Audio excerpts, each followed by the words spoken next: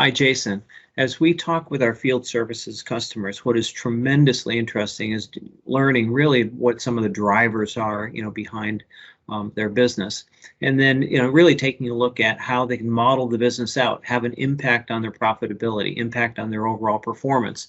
And of course, they already have and have field services in place. They may be melding that data in with a lot of financial information as well. But really, as they look kind of prospectively, how can they have an impact on what the future of what that business is going to be?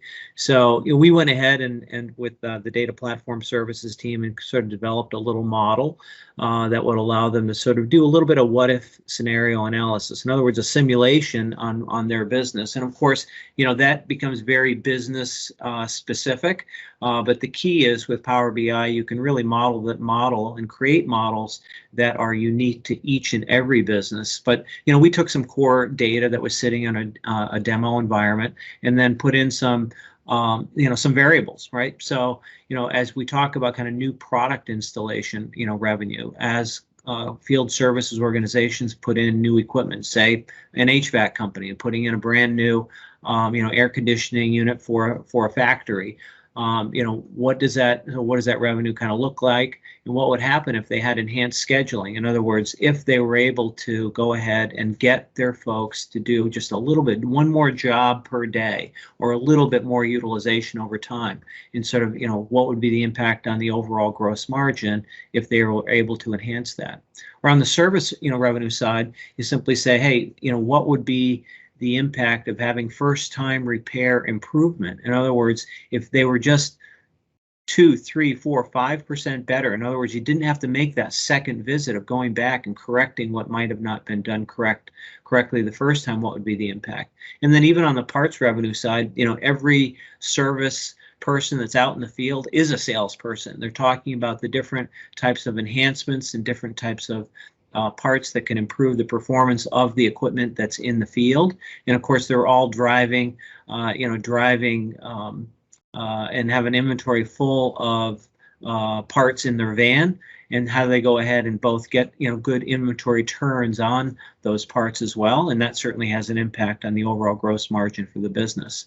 If you look at just even on the cost side, correcting resource assignments. In other words, as we have a Power App that tracks resources by our consultants. What is it? And we spend time saying who's the right consultant for a specific job. Well, it's really the same thing for a field services organization as they go ahead and deploy their resources. And so you can have a direct impact on the cost of what the installation is going to be based on the assignment of the type of resources or group of resources that we pull together to go and complete a particular job. And then the number of service revisits, again, if you can reduce that, and basically model that out, what is sort of the benefit to gross margin if you reduce that number? And then inventory in the truck. You do want to increase those turns, and if you can sort of model out what the increase in inventory turns is going to be, or the reduction in overall inventory cost is going to be by doing an analysis of the types of inventory items that should be on the truck. So if you have that right part, then you can reduce the revisit, and that will ultimately enhance your profitability. Then also for those organizations that have service contracts as well, sort of getting and doing that predictive analysis and then reducing that number of revisits as a result of that reduces your overall costs. And so, this model is kind of designed to show a little bit about what that impact could be. Obviously we do want to go ahead and there would be new math based on each organization. But, for example, what would be the impact of enhanced scheduling, right? So if we got sort of a 5% or 10% increased benefit of better scheduling of resources that they got in the field, that jobs were sort of assigned a little bit better, more efficiently, then you see that the revenue automatically went up, and you saw that actually the gross margin went up pretty darn dramatically because there's no increase in cost if you're simply utilizing folks a little bit more effectively. First-time repair. If you can do first-time repair, you got the baseline is a 30.3% gross margin. In this simulation, a 5% increase or enhancement of first-time repair will show that level of increase in gross margin. Pretty impactful overall to the business, in total. higher sell-through. In other words, selling kind of more parts, right there. Now that one clearly will have an impact on costs as you go ahead and do that. I'm not sure that this model sort of exactly, mirrors that, but the point is that you'll have a positive impact on gross margin by that as well. Next, resource, correct to resource assignment. If you can kind of get, a few percentage increase in that, then, 2% increase there, then that will certainly have actually, you should go the other way, right? You want to have better resource assignment, so we go down, and that will have a positive impact on gross margin. Same thing with the, if you can have, 30 fewer visits, it really, has a strong impact on your overall gross margin. So you kind of get the idea that just through a little bit of modeling here, you're able to go ahead and have an impact on what your overall financial performance is. And then the key is with Power BI, of course, as you go ahead and create this type of model, you can bookmark, each different scenario, through that bookmarking capability. And then with Power BI as well, you can share this type of simulation model across your organization as you're going through, and you may be doing forecasting, maybe doing an initial budget, maybe just simply doing and taking a look at operations and having a shared conversation with your operating managers around what and how can we improve our overall gross margin.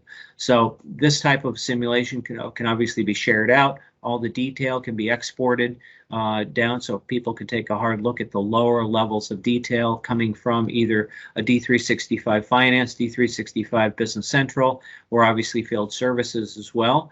All of that information can be captured in the back end of the Power BI model. And then lastly, just a couple of other things, overall, things that could be impactful that might be in a model. So we just kind of threw them in here just as a place marker, saying, hey, here's, your inventory value. A lot of organizations go ahead and borrow against a bank line of credit, for that inventory value. And to the extent that, maybe their cost of capital is not 6%, maybe it's, 8% or something like that. But the key is that if you reduce your inventory levels and you go down, then you're in fact having, you're getting a savings, right? So, so this becomes a cost of an organization. Obviously, the higher the inventory value you have, the higher the carry cost is, on that.